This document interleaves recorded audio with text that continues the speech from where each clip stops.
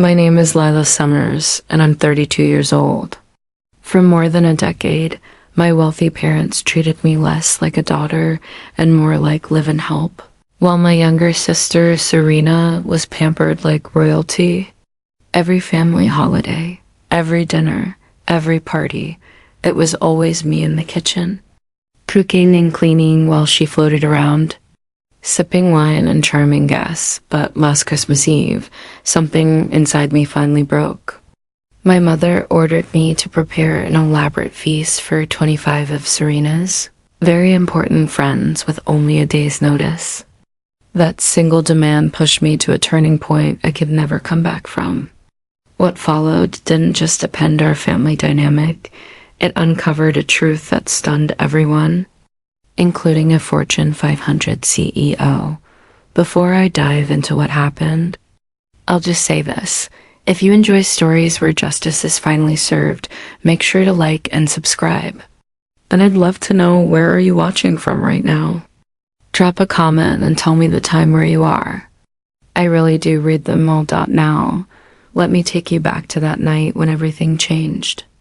I was in my Manhattan apartment, neatly folding clothes into a suitcase when my phone rang.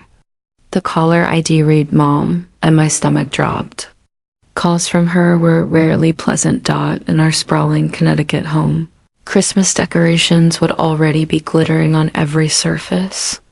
I knew that because, for years, I was the one who had put them up.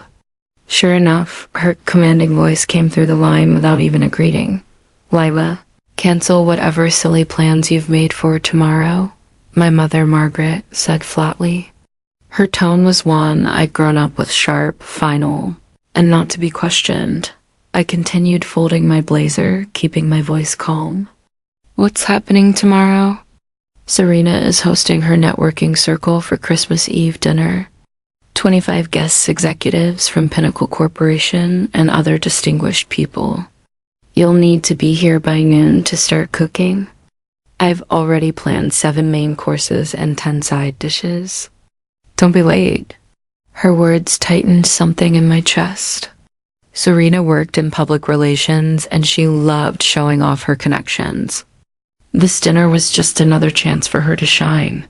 Mom, your sister is making important connections that benefit this family. She cut me off. You should be grateful to contribute. Her words stung the same way they always did. According to her, I had nothing better to do with my life. What she didn't know was that, sitting open on my laptop at that very moment, was an email from Victoria Chen, the CEO of Pinnacle Hospitality, a woman far more important than my mother realized. Use the good china, my mother continued. These aren't your usual crowd, Lila. These are people who matter. Her voice dripped with emphasis, the unspoken insult clear. People who mattered, unlike me. I'll text you the menu. Don't embarrass us. The line went dead. I stared down at the plane ticket on my bed departure, 8 p.m. the following evening, bound for Florida. My hands didn't even tremble. After 15 years of this, I had finally learned to recognize the difference between their emergency and my priority. Memories, flooded in holiday after holiday spent working in the shadows. At Thanksgiving, while Serena dazzled guests in designer dresses, I was sweating in the kitchen. At her engagement party, I prepared food for 200 people while she glided through the crowd in a gown my parents had bought her. When a guest once asked what I did for a living, my mother actually laughed and said, Lila doesn't have Serena's social charm, but she cooks well. That humiliation had stayed with me, but now, I pulled out a leather folder from my closet. Inside was the contract that represented my real life, the one my family had chosen to ignore. Embossed in gold letters was the name of my company, Starlight Events. For 5 years, I had been quietly building a thriving business, deliberately leaving my family name out of it. Today, Starlight employed 50 staff members across 3 locations, serving luxury resorts and Fortune 500 clients. And tomorrow, while my parents expected me to slave over their stove, I was supposed to be in Florida finalizing a contract worth $2 million. Just then, a text from Serena popped up on my screen. Mom says you're cooking tomorrow. Don't screw it up. Important people will be there. I looked again at my plane ticket, my lips tightening into a smile. Not this time, I whispered. For once, they would have to figure things out themselves. 2 clear moments had shown me exactly where I stood in my parents' eyes, and I had ignored them for far too long. The first came during a dinner at their country club just a month earlier. I had closed a $500,000 contract that very morning, but when my father introduced me to one of his girlfriends, he said with a chuckle, "Serena is our success story. Lila is between jobs right now." Between jobs. That phrase hit me harder than I wanted to admit. They never once asked how I afforded my Manhattan condo or the new car parked outside. To them, I was perpetually unemployed, perpetually lost. The second moment was even more painful. Last summer, I had gone home only to discover that my childhood bedroom had been turned into a storage space for Serena's overflowing wardrobe. My trophies, books, and keepsakes were shoved into cardboard boxes in the basement. "Serena needs the space," my mother said casually. She had even overseen renovations for my sister, an entire 3rd floor redesigned into a home office and walk-in closet. All at their expense. The message was clear. One daughter was worth investing in. The other could be erased. As I zipped up my suitcase that evening, I thought about my own company's holiday party the week before. My employees had thrown me a surprise celebration for winning the Pinnacle account. 50 people who respected my leadership, 50 people who saw my worth. Yet in my parents' eyes, I was still the invisible daughter. Another text bust from Mom. "Don't forget the truffle oil. These people have refined tastes." "These people," she said, as if I didn't already cater events for celebrities and billionaires. As if I hadn't built a business trusted by the very executives. She was trying to impress. The cruelest cut wasn't even their dismissal. It was their total lack of curiosity. In 5 years, not once had anyone in my family asked me what I actually did. They had already decided who I was. The daughter who couldn't keep a job, the failure who lived off savings, the girl who was only useful in the kitchen. What they didn't know was that while they dismissed me, I was building an empire. I had chefs, managers, and staff who believed in my vision. I had clients who valued my work enough to trust me with multi-million-dollar events. I even had Forbes reaching out about their 40 under 40 feature, interested in my story of building Starlight events with no family support. And yet, my parents had never once asked. That night, as I sat on my bed, my phone buzzed with a reminder that jolted me back to reality.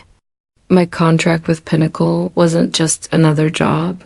It was the job. $2 million in exclusive catering rights for their Florida resorts.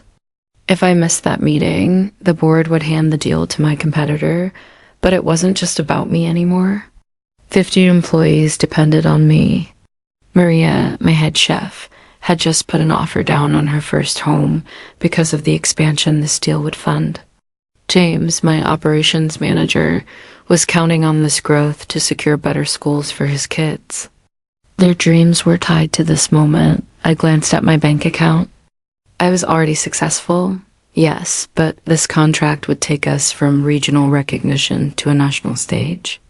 Opportunities like this came only once in a career. When my CFO called to confirm that I'd be at the pre-meeting dinner with Victoria's team in Florida, I didn't hesitate. "I'll be there," I said firmly. "Good," he replied. She specifically said she admires how you built Starlight without family money or connections. She said authentic success is rare these days. If only she knew how true that was. Mom single quotes. Next email came with the subject line, "Urgent Christmas Eve menu." I opened it and my stomach twisted. 7 entrees, 10 sides, dessert pairings, wine selections.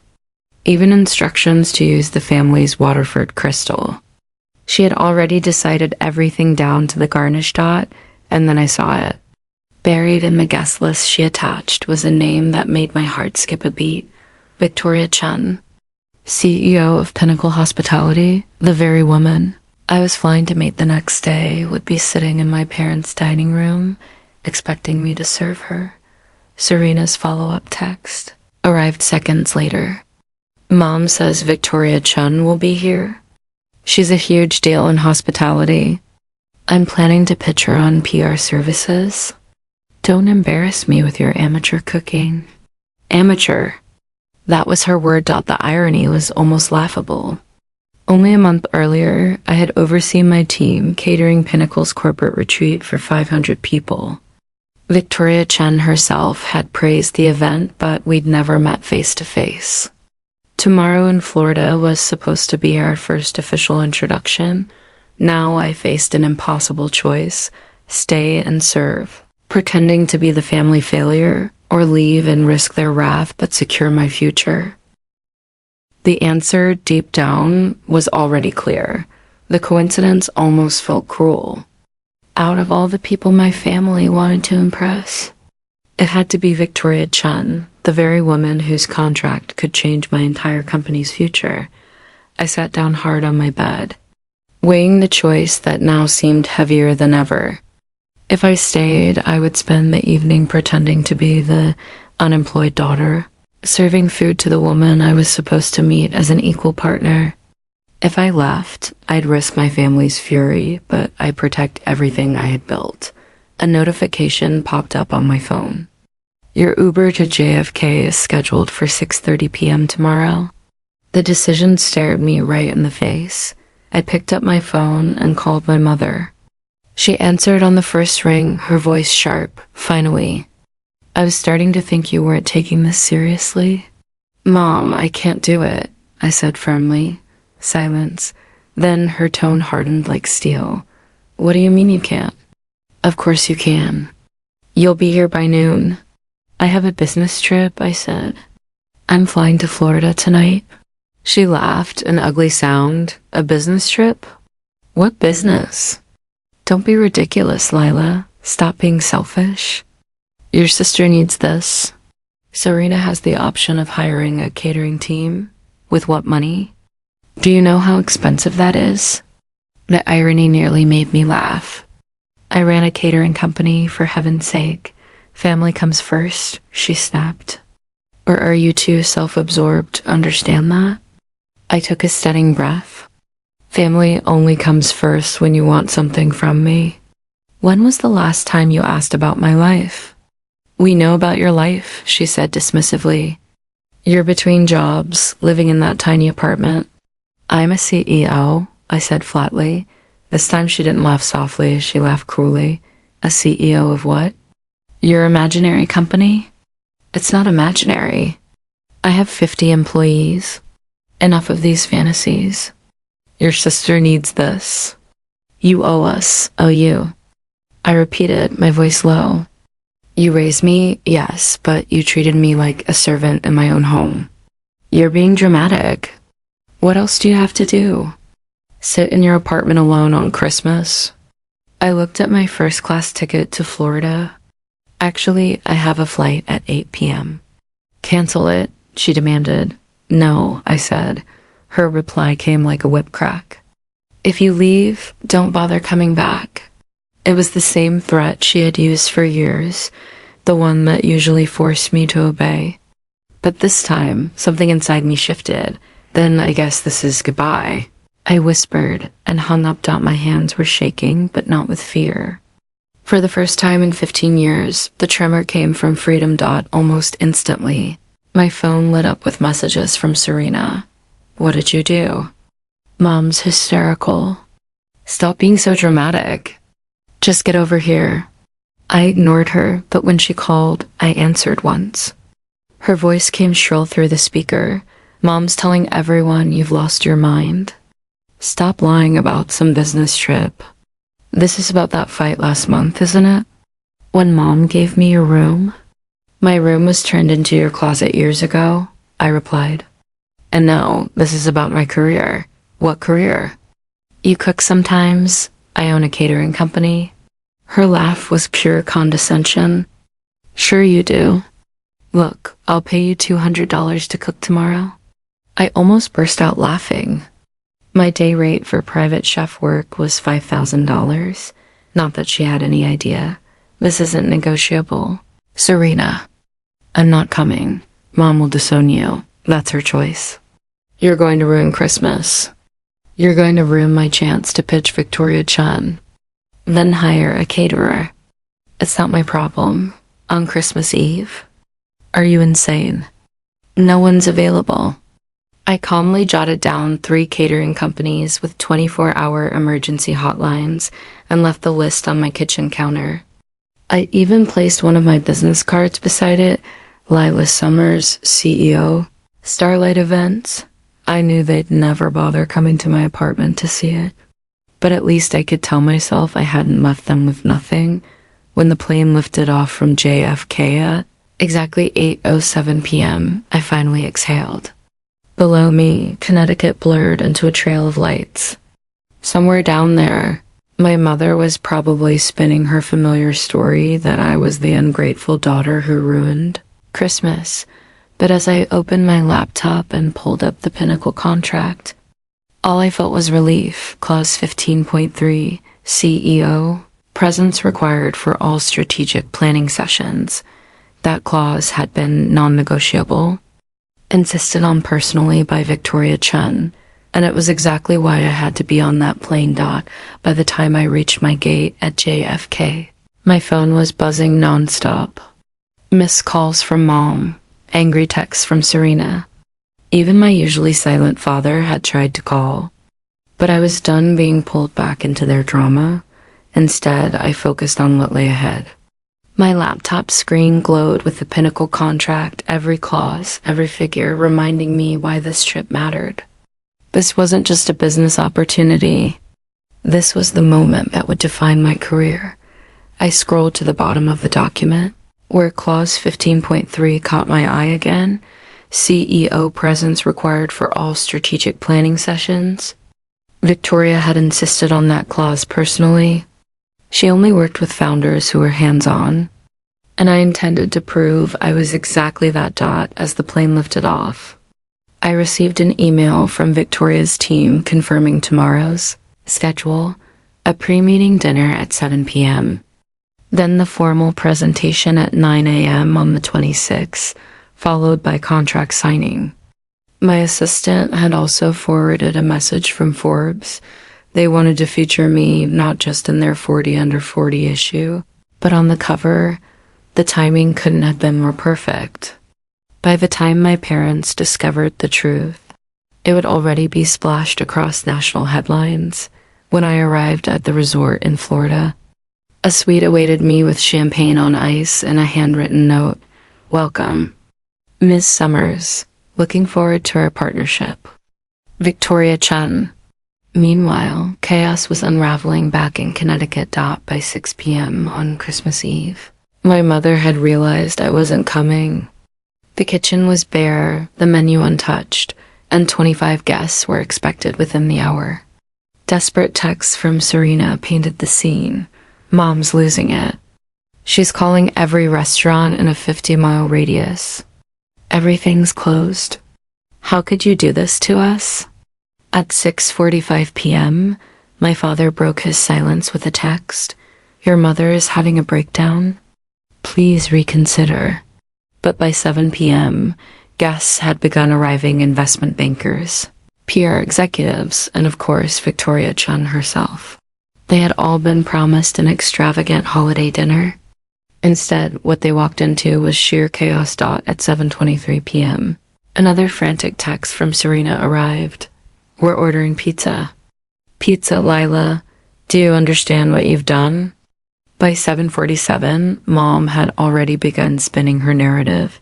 She's telling everyone you're unreliable. She's saying you've always been a disappointment. The final message of the night came at 9:33 p.m. Party's over. Everyone left early. Victoria didn't even stay for dessert. Mom says you're dead to her. I set my phone aside and smiled faintly. At that exact moment, I was enjoying a quiet room service dinner in my ocean view suite. Preparing to meet Victoria. The next day, the irony was exquisite when Victoria finally arrived at our scheduled dinner meeting the following evening. She greeted me warmly, but with an exhausted expression. "I have to apologize for being late," she said, shaking her head. "I just flew in from the most bizarre Christmas Eve party in Connecticut." My heartbeat quickened, but my expression stayed calm. "Oh, what happened?" "You won't believe this," she said, sitting down. The hostess, Margaret Sullivan, I think her name was had for weeks about her daughter cooking this extravagant dinner. We arrived to find nothing prepared. No food, an empty kitchen. She ended up serving pizza on fine china. "Pizza?" I repeated softly, as though surprised. She nodded. It was unprofessional in every sense. To make matters worse, she spent the entire evening bad-mouthing her older daughter, calling her unreliable and unstable. Apparently, this daughter was supposed to cook everything, but she just disappeared. Victoria shook her head, still incredulous. And then the younger daughter tried to pitch me PR services while balancing plates of Papa John's pizza. I left after 20 minutes. It was unforgettable, but not in the way they hoped. I kept my composure, though every word landed like poetry. "That sounds awful," I said evenly. "I can't imagine treating family that way." Victoria sighed, then smiled. "Let's focus on something more pleasant, your company. I've heard remarkable things about Starlight events." And just like that, the tables had begun to turn. The next morning, December 26th, I stood in Pinnacle's sleek boardroom. My presentation ready, contract waiting on the table. Everything was going smoothly until Victoria's assistant rushed in with an iPad. "Miss Chen, you'll want to see this," he said urgently. Victoria glanced at the screen, her expression shifting from curiosity to confusion, then to outright shock. Slowly, she turned the device toward me. "Lila," she said, her tone cautious. "This photo is from the Sullivan house in Connecticut." The image on the screen made my stomach tighten. It was a family photo from last Thanksgiving, one where I stood blurred in the background while my parents and Serena smiled proudly at the front. "Is this you?" Victoria asked. I nodded, yes. Her brows arched. "So, Margaret Sullivan is your mother?" "Yes," I admitted quietly. The room fell into stunned silence. Pinnacle's legal counsel set down his pen, and the other executives exchanged uneasy glances. Victoria leaned back, eyes sharp. "So the woman who called you unreliable, unstable, and unemployable is your own mother?" Yes, I said firmly. "And you were the daughter who was supposed to cook that dinner party, the one that imploded into a pizza disaster?" "I was," I replied, steady. "But instead, I chose to be here. To prioritize my business over playing the family servant." Victoria stared at me for a long moment, then pulled something up on her phone. "Your mother told everyone you had no job, that you were a failure who could only cook. She truly has no idea about Starlight events." "She never asked," I said simply. Victoria exhaled and sat back. "Let me get this straight. Your family has no idea that you run one of the most successful event companies on the East Coast. They don't know about your staff, your 3 locations, this $2 million contract you're about to sign. They think I'm unemployed and living in a studio apartment." For a moment, the room was utterly still. Then Victoria broke into laughter, not polite, restrained laughter, but genuine, uncontrollable amusement. "Oh my God," she said between laughs. "Your mother spent an entire night ridiculing her disappointment of a daughter. Well, that very daughter is the CEO I've been trying to work with for years." She turned to her team. "Gentlemen, I think we're about to finalize one of the most interesting partnerships of our careers." She tapped her phone again, this time pulling up a quick Google search. Within seconds, articles and features about me appeared on the screen hospitality magazines, award announcements, press write-ups. Your family doesn't know about any of this? She asked, incredulous. Before I could answer, her assistant returned, practically out of breath. Miss Chen, Forbes just released the preview of tomorrow's 40 Under 40 issue. He projected the cover onto the boardroom screen. There I was, professional headshot front and center. The headline blazing, From Invisible to Invaluable, How Lila Summers Built a Catering Empire Without a Dollar of Family Money. The executives in the room murmured in disbelief. Victoria read the preview aloud. Summers 32. Transformed $5,000 in savings into a multi-million-dollar enterprise. Deliberately avoiding family connections to prove success doesn't require a famous name or inherited wealth.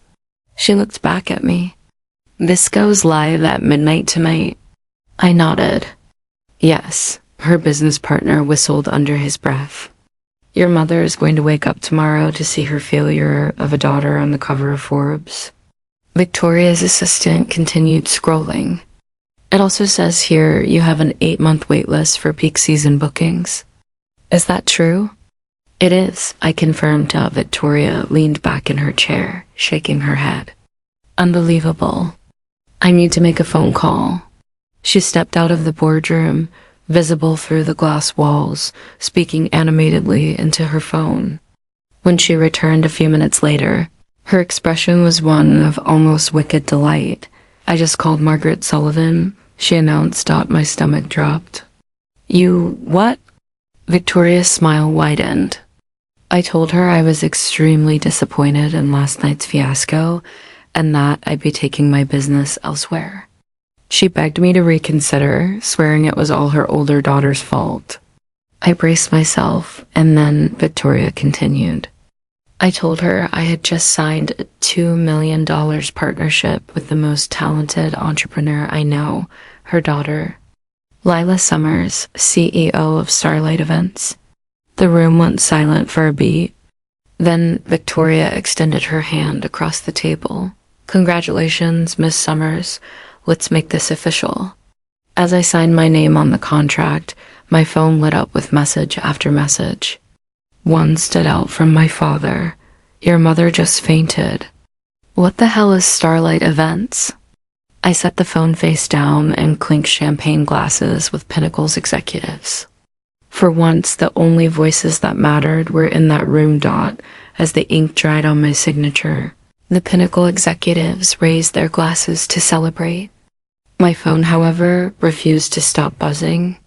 Messages poured in frantic, accusatory, desperate. From Mom, answer your phone right now. From Serena, is this some kind of cruel joke? Victoria just told everyone you're a CEO. From Dad, your mother is hysterical. Please call. I placed the phone face down, ignoring the storm for a few precious moments. Victoria glanced at me knowingly. Your family thinks you're lying, don't they? I nodded. They can't believe I'm the CEO of anything. In their minds, I'm still the girl who should be serving food. Would you like me to clear that up for them? She asked, mischief sparking in her eyes. Before I could answer, she snapped a photo of me holding the freshly signed contract, champagne glass raised, surrounded by her executive team. Within seconds, she had typed out a LinkedIn post, thrilled to announce our 2-year partnership with Starlight Events and their brilliant CEO, Lila Summers. Building an empire without family money or connections is rare and inspiring. Proud to work alongside someone who defines authentic success, she tagged me. She tagged Pinnacle Hospitality. And with a devilish glint, she even tagged my mother. The reaction was immediate. Within minutes, likes and congratulations flooded the post from industry leaders, past clients, and colleagues who had always known my worth. This time, when my phone rang, I answered on speaker. With Victoria's permission, Lila, this can't be real. Serena's voice shook. You've been a CEO all this time? For 5 years? Why didn't you tell us? Because you never asked, I said evenly. You all assumed I was a failure, and you treated me like one. Mom's falling apart, she snapped. She's calling everyone trying to explain. Everyone saw Victoria's post. That's not my problem anymore, I replied. How can you be so cold? She demanded, I'm not cold. I'm done, I said. Done being invisible. Done being your scapegoat. Done pretending to be less than I am just to make you comfortable. But we're family, Serena pleaded. Family doesn't treat each other like servants, I said simply. Call me when you're ready to recognize me as your sister, not your maid. And with that, I hung up. Victoria raised her glass again. To boundaries, she said. We clinked glasses. And for the first time in my life, I felt the weight of years lift from my shoulders. That evening, I finally returned my mother's call. She picked up on the first ring, her voice trembling, heavy with tears. How could you do this to us? She cried. Do what, exactly? I asked. Humiliate us. Victoria Chen told everyone about your company. Now people are calling, asking why we didn't know. Why would you keep this from us? Because you never wanted to know, I said. For 5 years, you introduced me as unemployed. For 5 years, you never once asked about my work, my apartment, or my life.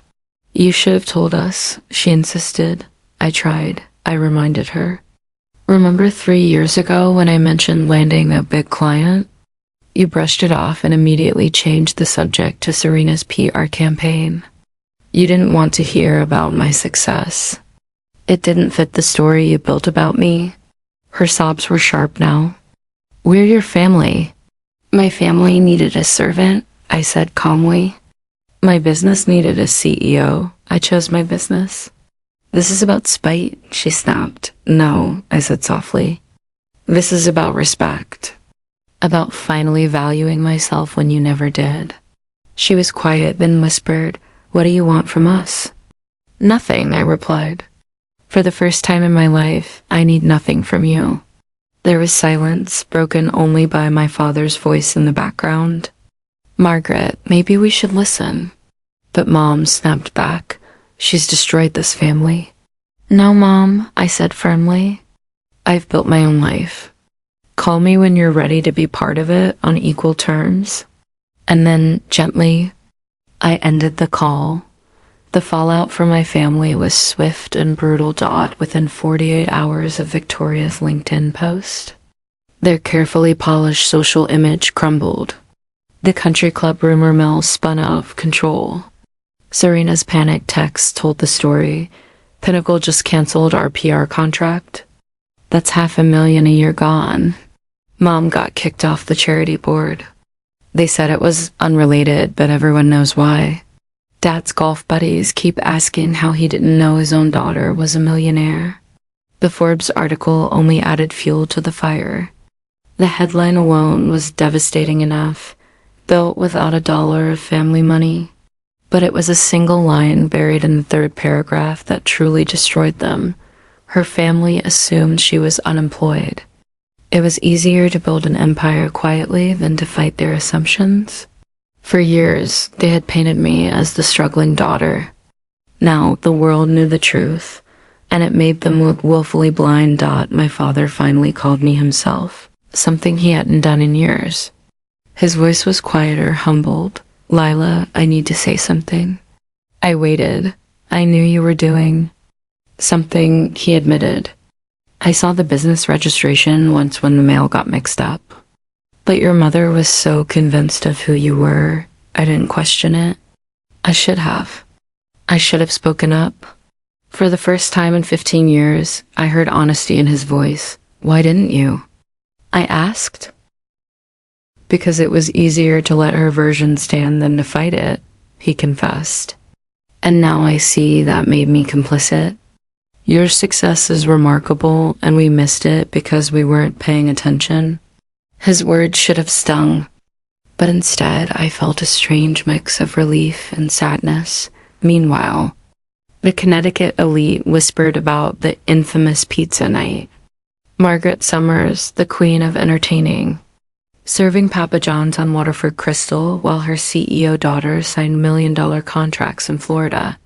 It became a kind of legend, one that would haunt my mother for years, despite the chaos. I didn't feel guilty. I hadn't sabotaged them. They had sabotaged themselves.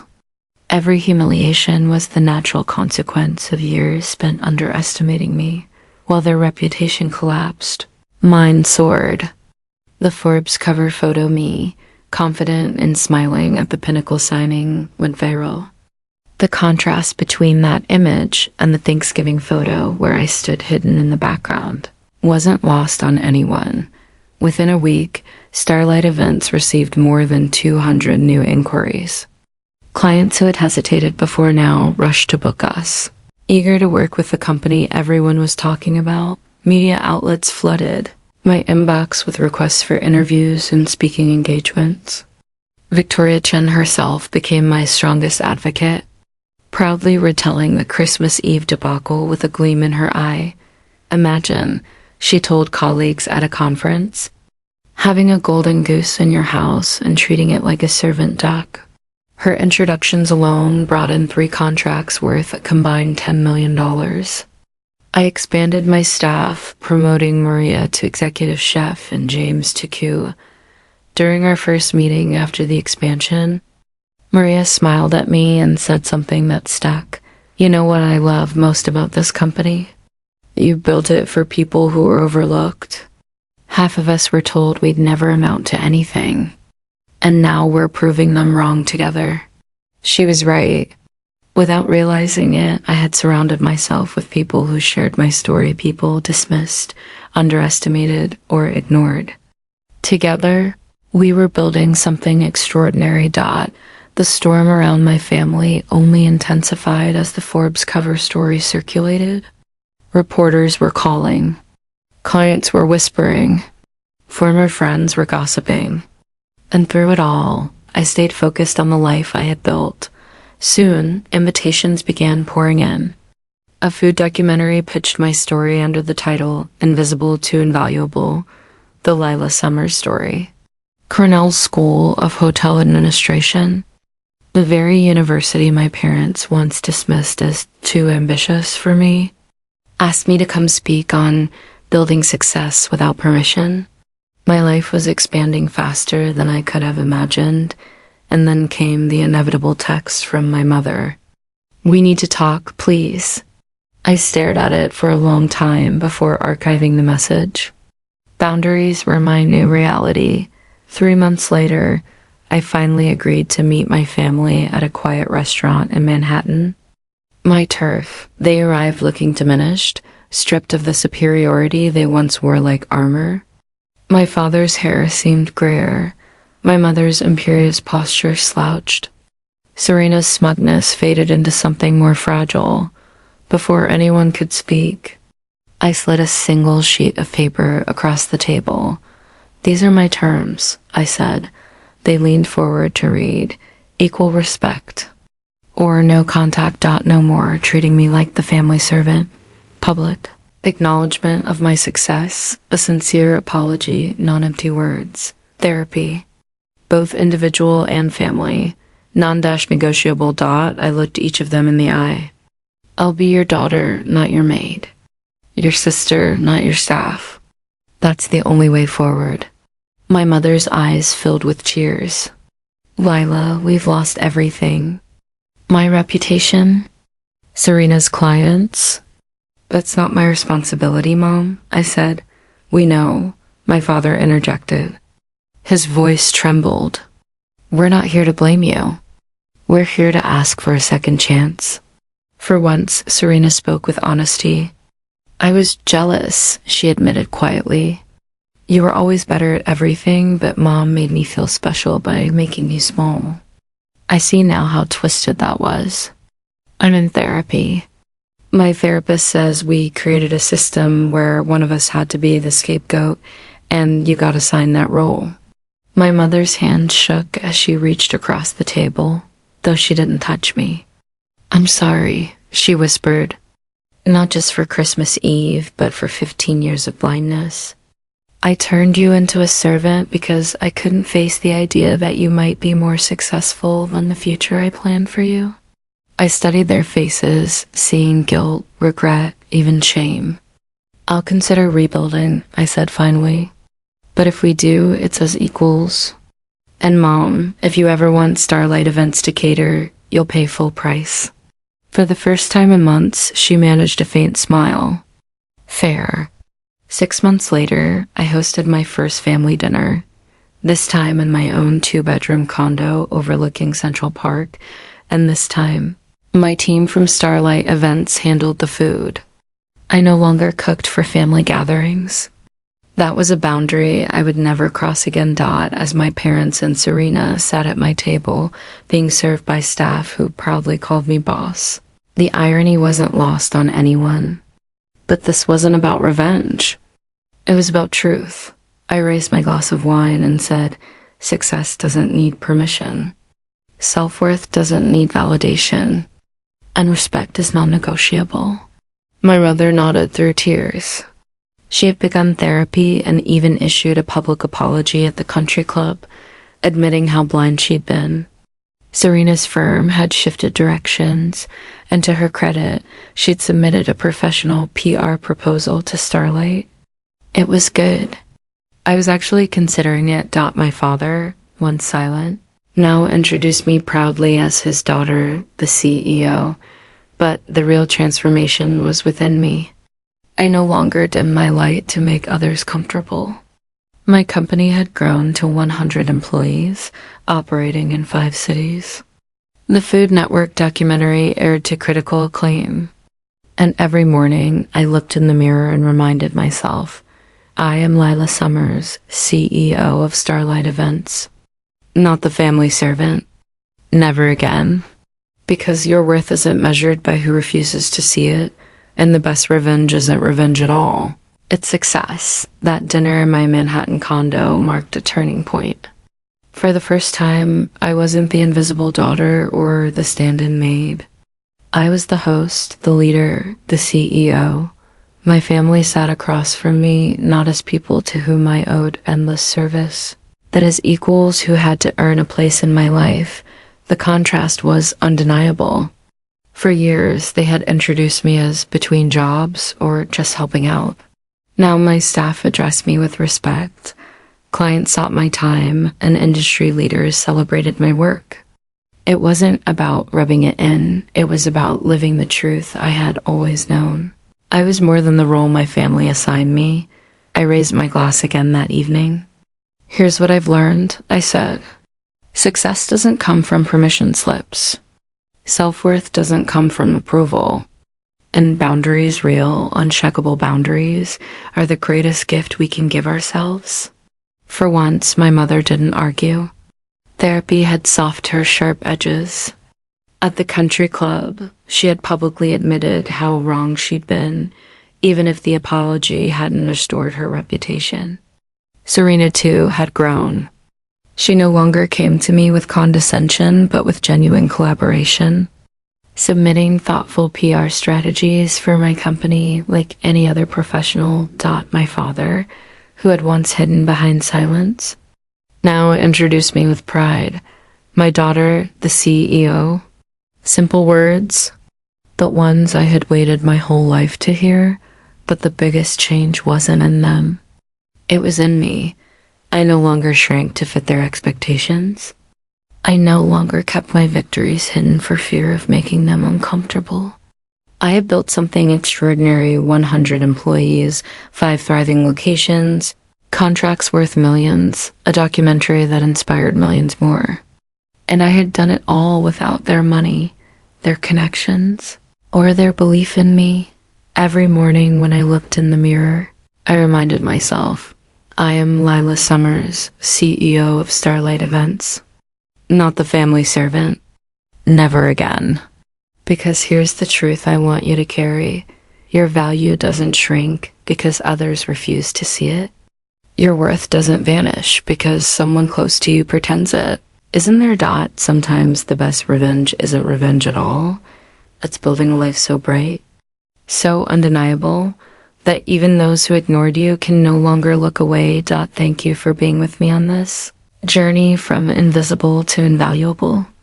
If my story touched something in you, I'd love to hear about a time when you had to choose yourself over family expectations.